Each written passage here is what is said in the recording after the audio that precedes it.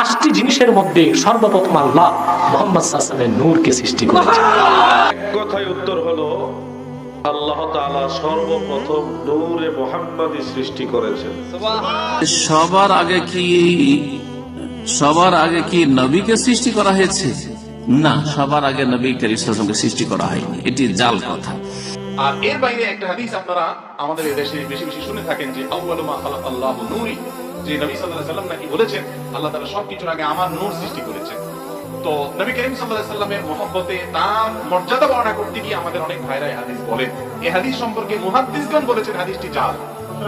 আল্লাহ সর্বপ্রথম কি সৃষ্টি করেছেন আমি একটু বলে রাখি, কারণ এখানে একটা মিথ্যা হাদিস নামে আউয়ালু মা খালাকাল্লাহু নূরি, তার উপর ভিত্তি করে নিশ্চয়ই প্রশ্নটি বলেন না। এই যে আউয়ালু মা খালাকাল্লাহু নূরি, এটা কোন হাদিসে কিতাবে আছে? আপনাকে দেখাইতে পারবেন কোনদিন? এটা বানোয়াট কথা।